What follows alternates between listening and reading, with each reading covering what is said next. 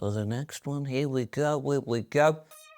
Alright there, you little demons. Jules here for WhatCulture.com, back again with another episode of the awesomely named and authorly hosted Choose Your Own Adventure, the weekly medieval themed format where I, the crown Jules of WhatCulture.com, take a list chosen by you, yes, you the person who's trying out a brand new coffee this morning, and let's just say it is ripping my goddamn off. It is a Full House inspired one called Valiant Vanilla, and oh boy, do I feel like I'm walking around in a power suit right now. I'm gonna crash hard later. Yes, you! Get to decide what list I dole out to you each and every week, and this week we have none other to thank than Cameron Bennett for their suggestion of video games that made you hate yourself. Now here's the thing, you've seen my videos before. I've been around the block and the bureau de change quite a fair few times, and you'll know that I love championing video games. I like positivity in my life and in my video games and everywhere that I can possibly have it. So talking about games that make you hate yourself does feel a bit sort of counter to my point. So let's just start this list with a bit of positivity. You, my friend, yes, you watching at home, you are a massive ledge and you deserve all the love and respect that every single human being does, okay? Now take that and put it aside for now, because we're going to be discussing games that, whether because of the fact you just wasted so much time, money, or effort, made you look at yourself in the mirror and just go, oh, you. Or as it's also known for the YouTube things, 8 video games that made you hate yourself. And let's kick things off by talking about number 8, Star Wars Battlefront 2.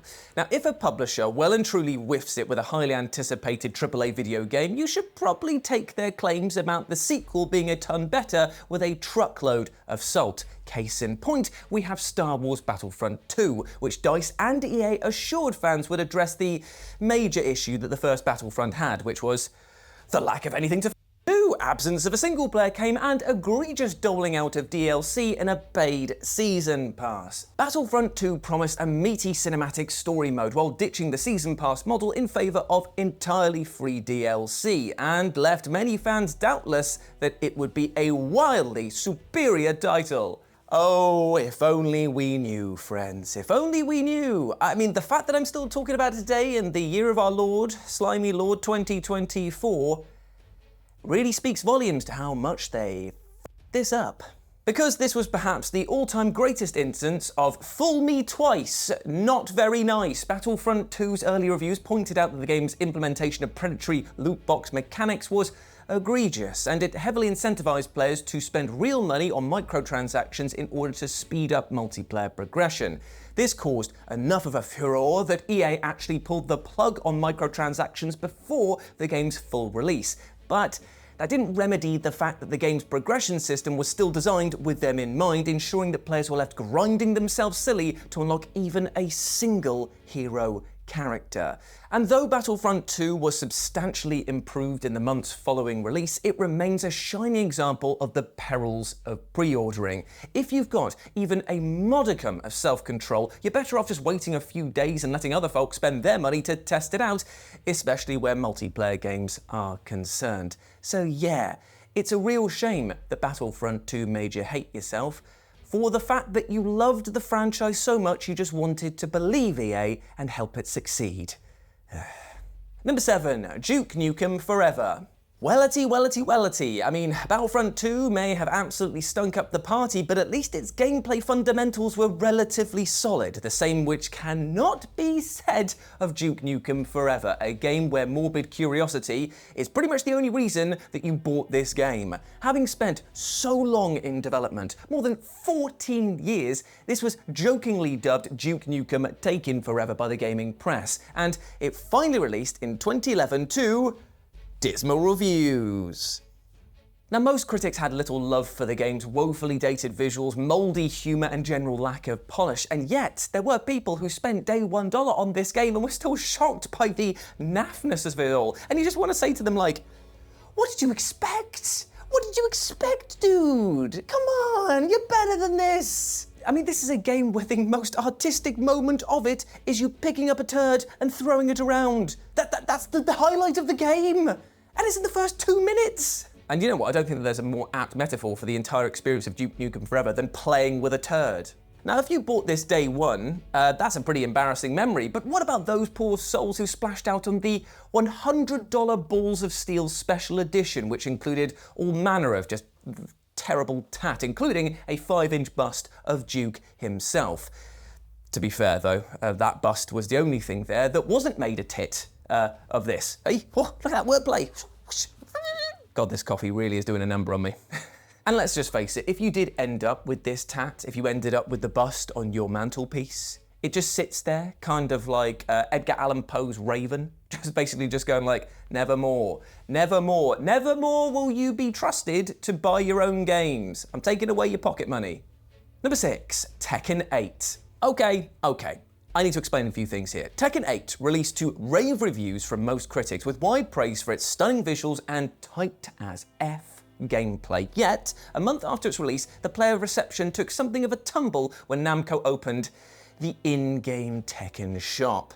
Now, this shop would allow players to buy classic costumes for the game's roster of fighters, which isn't inherently bad, except that you are required to purchase Tekken coins with real-world money. More to the point, each classic costume cost a whopping 400 Tekken coins, amounting to $3.99 in real money, which is, frankly, extortionate for a digital costume. But Namco clearly knew what they were doing, baiting fans with nostalgic costumes from earlier Tekken games and getting them to fork over the top dollar for them. Now, it didn't soothe the fan base at all that the default costumes are, well, let's just face it, they're not that great. I mean, it clearly encouraged you to start spending in the shop, and Namco then further pissed off fans by issuing DMCA takedown notices to those hosting fan-produced costume mods. Basically, they were like, okay, don't worry about it, we'll just make our own stuff, we'll have our own party. And Namco was there like, oh, boys, boot in the door. What's all this then? Cake? Don't mind if I do. Yes, that is my dick in it. Now, those Steam reviews swiftly slid into mixed territory. How many of us simply just couldn't resist the allure of those gorgeous OG outfits and opened our wallets anyway while totally hating ourselves for fueling that corporate greed? I'm speaking to you, my friend, as somebody who definitely did this. I hate myself for doing it. I hate that I let them win. Number 5, The Climb 2. Okay, so let's consider an altogether different brand of game-induced self-loathing with a VR title that makes you use muscles that you forgot you had years ago and leaving you an achy, gibbering wreck. We're talking, of course, about The Climb 2, a much improved sequel to 2016's original first-person virtual reality climbing simulator. Now, the setup is simple. With a meta quest strapped to your noggin, you need to climb cliffs and skyscrapers using your controllers to reach into the sky and grab handholds to propel yourself further and further. Now, as a person who actually does a lot of climbing in real life, it's not how it works. As much as I want it to, and as much as I try to, and the amount of falls that I've taken, and the insistence that maybe if I try it again just a bit harder, it doesn't work. It doesn't work at all.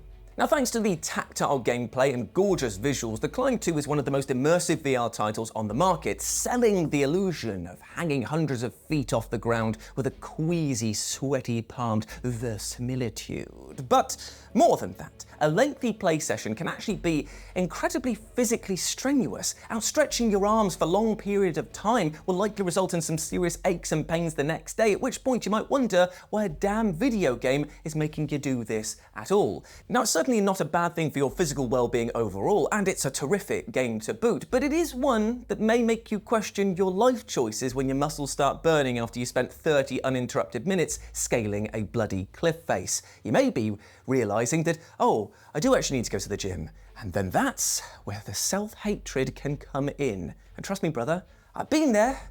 I'm trying to get over it myself and learn to accept my body for what it is, but it's a tough ride. Big love to everyone out there who's trying to better themselves through physical exercise. I know it, mate, I know it. Number 4, Grand Theft Auto, the Trilogy, the Definitive Edition. Right, okay, so there is a script that is rolling right in front of me here, written by the amazing Jack Pooley. But the problem that I have is, why should I bother wasting time reading this, right, when I could just show you clips of how bad this game was and still is? To call this game the Definitive Edition, the game's Definitive Editions, and yet release in such a poor state, to have such a lazy AI upscaling, to be farmed out to a team that clearly just did not care about it, and a parent company that didn't even care about that, it's just like, You've taken the fans, you've rubbed their faces right into your butt crack, and just as you're about to release your grip and let them just carry on with their soiled day, you farted right in their face. And then you ask for some money afterwards. That's what this game is. So yeah, if you bought it, you hate yourself, and you most certainly hate Rockstar for putting you through this. Number 3, WWE 2K20. Now for years and years, fans of the WWE 2K franchise have complained about the series' notorious tendency towards janky gameplay, atrocious online netcode, and graphics that feel perennially years behind the times. And yet for all of their hand-wringing, WWE fans, we are a very loyal bunch, and we all just basically collectively said, oh, this game's a bit pants, isn't it? Yeah, but it's better than no game at all. Is it? Yeah. Yeah. Yeah. Yeah. But then WWE 2K20 happened. And by that I mean a skip full of used needles was pushed out in front of your house and you were dropped into it. The first entry into the series, developed solely by Visual Concepts, taking over from franchise mainstay Ukes, 2K20 released without much pre-launch reviews and was summarily savaged by those outlets that still bothered to review it. Everything from the graphics to the physics, controls, and overabundance of bugs, even for the series' pretty low standards at the time, were torn apart by critics, all while players who bought it day one quickly felt a crushing wave of buyer's remorse finally wash over them. But there were a few apologists to be found amongst the fandom as hashtag #FixWWE2K20 began to trend on Twitter, or AX as it's known now. And if this wasn't bad enough, some of those who spunked $130 on the collector's edition discovered that their signed art cards with signatures from either Kurt Angle, Edge, or Rey Mysterio weren't in fact signed at all. WWE 2K20 marked the point at which the wheels just finally came off the franchise and fans absolutely decided to vote with their wallets. Ultimately, WWE's bottom line was impacted enough by the backlash that they took an extra year to develop the next game, with WWE 2K22 being a substantial improvement. I mean, yeah, we did get that, what was it, Battlegrounds game? What were they thinking with that? Jeez, never do that again. Never do. Give me Crush Hour 2. If you want to go back and make a mad game, Crush Hour 2, we all want it. But still, it is absolutely mad that we had to go through the absolute ringer in order to come out with a better series of games overall. But if we hadn't said anything, if we hadn't finally said enough is enough, we would have been getting as worse games as this coming out every year. And that itself is grim. Number 2, Shadow of the Colossus. Okay, we're switching things up over here, because though Shadow of Colossus probably didn't give you a shred of buyer's remorse, it did likely leave you feeling pretty crappy about everything that you just done did. The game, of course, cast players in the role of Wanda, a young man who seeks the power to revive a fallen girl known as Mono. A mysterious entity named Dormin instructs Wanda that if he can kill the 16 gigantic colossi scattered across the land, he will be able to resurrect Mono. Now, throughout the course of the game, players might feel mixed emotions about killing these rather majestic creatures, many of which are pretty docile until you, the player, start to actively attack them. But it gets much worse, as at the game's end it's revealed that Dormin is a malevolent entity whose essence the 16 colossi were actually holding at bay. And killing them means that he's now free to rule the world and spread his darkness everywhere. Whoops. And though Mono is ultimately resurrected and Dormin is eventually dealt with, Shadow of the Colossus leaves players to ponder the cost of their quest, nudging them to consider whether felling these divine creatures was actually worth it at all. I mean, if you don't feel like crap at the end of this game, were you even playing it? And number 1, Gran Turismo 7. And so we close on Gran Turismo 7, whose reviews for the game dropped just a few days before its release and were pretty goddamn positive, praising Polyphony Digital for serving up one of the most visually stunning racing games ever made, with note-perfect driving mechanics to boot. But what the reviews didn't tell players about, however, is the game's crass crass monetization practices. But this wasn't actually a critical oversight, it's because Polyphony and Sony didn't switch the microtransactions on until after launch, long after those rapturous reviews had been sent out across the world. Now, on launch day, not only were players given the ability to purchase in-game credits with real-world money, but credit payouts for races were reduced, in turn making the grind for cars far more arduous and just incentivized players to open their wallets instead. Thanks, I love it. May I have some less? Naturally, this went down not well with fans, some of whom fought back by using a script with the PlayStation Remote Play app to let them grind races without needing to actually play the game themselves, with some cars costing as much as 200 Big Bang buckaroos, and Polyphony president Kazunori Yamauchi arguing that the more expensive cars were priced as such to convey their value and rarity. A large swathe of the player base was just left absolutely irate. It's like, I'm sorry, mate. You're saying that because the car is rare in real life, that it's rare in the game and that I must pay more for it for a digital version of a car that doesn't exist? Give me your address, mate. Give me your address. I'm popping round. To this very day, Gran Turismo 7 has an atrocious 2.4 out of 10 user score on Metacritic, because unless you've got hundreds of bucks to spend on microtransactions or thousands of hours of spare time, it felt like the developers were showing their utter contempt for the very people who made this series popular in the first bloody place. Again, there's a lesson to be learned here. Even reviews can't be fully trusted, and unless you absolutely positively need to play a game on launch day, it's probably smart to seek impressions of the release condition first. I mean, like, do you remember Crash Team Racing as well? They did that. They put microtransactions in. We gave it here at WhatCulture glowing review. We thought it was absolutely amazing, and the gameplay still is. But when they put in all of that microtransaction stuff, it's just like, you made us look like tits. Cheers.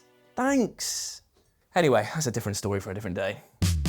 And there we go, my friends, 8 video games that made you hate yourself. I hope that you enjoyed that, and let me know what you thought about it down in the comment section below. And also put your suggestion for next week's episode down there as well. I love reading all of your comments. You guys have got so many great, weird, and silly ideas. I love reading them all, so put down your maddest inventions there as well. But before I go, I want to give a massive shout out to Dan, who edited today's episode, and also you can follow him over here, and you can follow me over here on the social medias as well. But before I go again, I just want to say one thing. I'm going to reiterate what I said at the top of this episode, that I want to spread positivity. That is all I want to do with the tiny platform that I've been afforded by you, lovely people, okay? So please, just be kind to yourself. There's enough negativity out in the world today, and we do not need to add more to it. So fight those battles with pure positivity. Try to build bridges instead of burning them. Love yourself and your neighbor, because at the end of the day, we're only gonna get through this crazy thing called life together, all right? So just please, be kind to yourself. You deserve it. As always, I have been Jules. You have been awesome. Never forget that. I'll speak to you soon. Bye.